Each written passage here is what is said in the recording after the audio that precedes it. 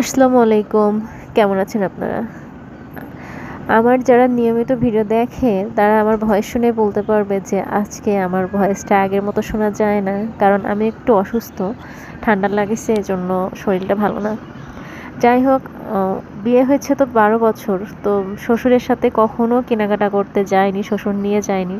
শ্বশুর নিজের ছেলেমেয়েদের মানে আমার ননদ, আমার স্বামীদের কখনো নিয়ে যায়নি। সেখানে আমরা ৩ জা, ৩ বৌমা অনেক জোরাজুরি করার পরে আমার শ্বশুর রাজি হয়েছে আমাদেরকে নিয়ে কেনাকাটা করতে যাওয়ার জন্য।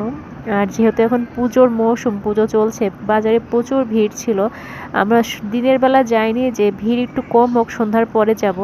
কিন্তু সন্ধ্যার পরে গিয়েও সেই একই অবস্থা, দোকানে প্রচুর ভিড় ছিল। তো গিয়ে দেখি যে আমাদের দেখার আগেই অনেকজন শাড়ি দেখে গিয়েছে, অনেক শাড়ি খোলাও ছিল। ওখান থেকে আমরা শাড়ি দেখছিলাম, আমি আর আমার শ্বশুর আব্বু অনেকগুলো শাড়ি দেখেছিলাম। কিন্তু আব্বু, মানে কি বলবো, আব্বুর বয়স হিসাবে আব্বুর যে পছন্দ এত ভালো, এটা আব্বুর সাথে কেনাকাটা করতে না গেলে বুঝতে পারতাম না। আব্বু অনেকগুলো শাড়ি পছন্দ মানে দেখতে বলেছিল, মানে দেখাইছিল আমাদের, আমরাও দেখেছিলাম। কিন্তু শাড়িগুলো সত্যি অনেক সুন্দর ছিল। শ্বশুরের বয়সও অনেক হয়ে গিয়েছে, আল্লাহ না করুক, আল্লাহ তার দীর্ঘায়ু দান করুক। তার হাতে স্মৃতি রেখে দেওয়ার জন্য যে সে নিজে পছন্দ করে আমাদেরকে কিনে দিয়েছে, সেজন্য আব্বুকে নিয়ে যাওয়া। এছাড়া আব্বু তো সবার আমাদের চাহিদা আব্বুই পূরণ করে, কোনো কিছু লাগলে আব্বু আমাদের টাকা দিয়ে দেয়, কিন্তু সাথে করে এটাই প্রথম আব্বু নিয়ে গিয়েছিল কিনতে। ৩ জা একই কালারের শাড়ি নিতে গিয়েছিলাম, কিন্তু একই কালারের শাড়ি ৩টা ছিল না। ওরা বলল যে ৬টা শাড়ি আসে, ৬টা ৬ কালারটা ২ বান্ডিল থেকে ২টা কালার একটু মিল ছিল। আর আমি যেটা নিয়েছি সেটা সম্পূর্ণ ব্যতিক্রম। মানে আমি তো বড় জা, বড় জাদের অনেক কিছু স্যাক্রিফাইস করতে হয়। নিচে যে পিত্তি রঙের শাড়িটা, ওইটা হচ্ছে আমি প্রথম পছন্দ করেছিলাম। তো তারপরে হচ্ছে ওইটা দেখে আমার মেজো যা বললো তার অনেক পছন্দ হয়েছে। তো বললাম তাহলে তুমি এটা না, আমি অন্যটা দেখি।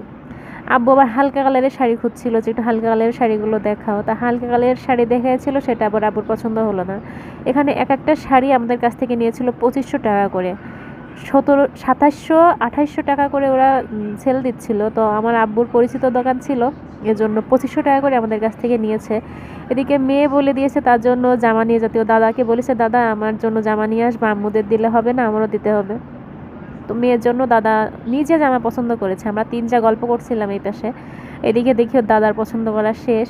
তো আমার শাশুড়িও যেহেতু গিয়েছিল সাথে, অনেকে বলতে পারে আপনার শাশুড়িরা মারা গিয়েছে, তাহলে এটা কোন শাশুড়ি? আসলে এটা হচ্ছে আমার ছোট শাশুড়ি, আমার শ্বশুরের 2টা ওয়াইফ, এটা হচ্ছে আমার ছোট শাশুড়ি।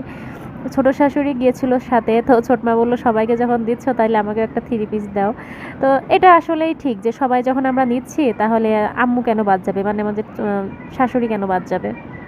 এজন্য হচ্ছে ছোট মা একটা 3 পিস নিল, মানে নিল বলতে আব্বু পছন্দ করে দিয়েছে, সেটাই নিয়েছে। আর যে মানে যেহেতু আমরা এদিন সবাই বাসার থেকেই বলে গিয়েছি যে আব্বু যেটা পছন্দ করে দিবে আমাদের, আমরা সেটাই নেব।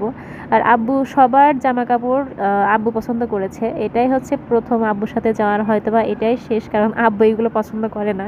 বিষয়টা না এমন যে হচ্ছে সে টাকা পয়সা দিবে না বা কিনে দিবে না বলে এরকম করে, তার কথা হচ্ছে টাকা দিয়ে দিচ্ছি, তোমরা গিয়ে কিনে নাও, আমি এগুলো বুঝি না অত ভালো, আমি এগুলো পারিও না, তোমরা যা যা লাগবে তোমরা কিনে নিয়ে এসো।